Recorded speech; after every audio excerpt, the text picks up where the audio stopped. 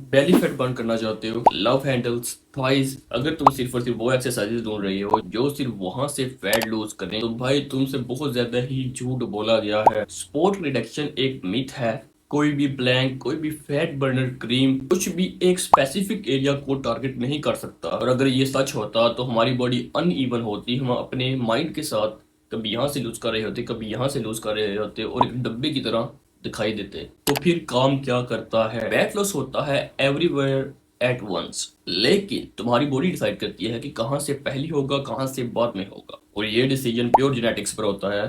किसी की वेस्ट पहले स्लिम होती है, किसी का फेस पहले स्लिम होता है, किसी की आर्म पहले स्लिम होती हैं। लेकिन अगर मैं अपना बताऊं तो मेरा सबसे पहले आर्म स्लिम होती हैं। लाइक अभी भी तुम देख सकते हो मेरा फेस ब्लोटेड है, लेकिन आर्म्स कितनी ज्यादा वो है, चेस्ट भी और पेट भी। क्यों? क्योंकि मेरे जेनेटिक्स ऐसे हैं। और जो एरिया तुम्हारे लिए सबसे फ्रस्ट्रेटिंग है, हमारी बेली, लव हैंडल्स वगैरह, और वो सबसे आखिर में जाते हैं। और यही रीजन है जिसकी वजह से 90% लोग छोड़ देते हैं। वो डाइट स्टार्ट करते हैं, कुछ हफ्ते बाद चेक करते हैं और कहते हैं कि यार बेली फैट तो कम हो ही नहीं रहा, मेरा पेट तो अंदर जा ही नहीं रहा। तो सोचते हैं कि कुछ ना कुछ तो गलत हो रहा है और फिर क्विट कर देते हैं। लेकिन उनका बॉडी फैट जा रहा होता है, लेकिन वहां से नहीं जहां से वो चाह रहे होते हैं। शायद उनके हिप से जा रहा हो, शायद उनके फेस से जा रहा हो, लेकिन उनको दिख नहीं रहा।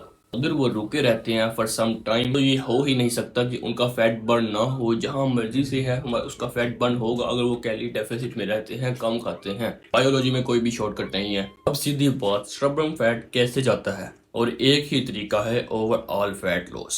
तुम्हें कैलोरी डेफिसिट में जाना होगा, इतना सिंपल है। यानी कि जितना तुम बर्न करो उससे ज्यादा कंज्यूम मत करो, या फिर जितना भी तुम्हारी बॉडी बर्न करती है या तुम बर्न करते हो उससे ज्यादा मत खाओ। अब एक कॉमन मिस्टेक जो कि तुम्हारे जैसे स्मार्ट लोग भी करते हैं, वो सोचते हैं कि अगर वो पेट की एक्सरसाइज करेंगे तो वहां से फैट जाएगा।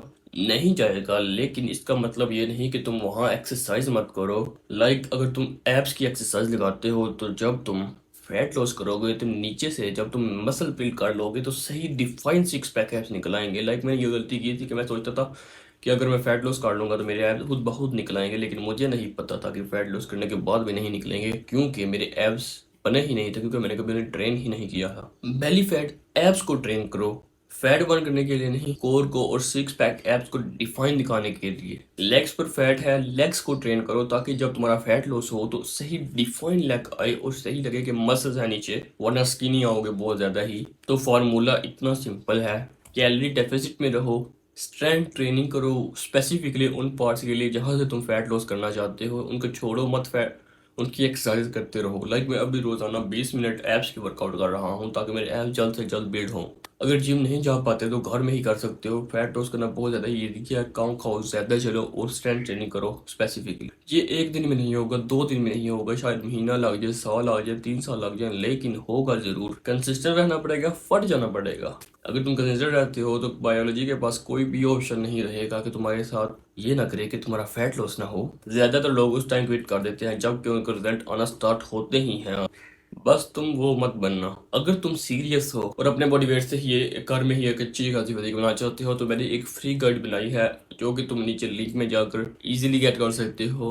और अगर तुम्हें पसंद आए तो तुम सब्सक्राइब भी कर सकते हो, वरना मत करना।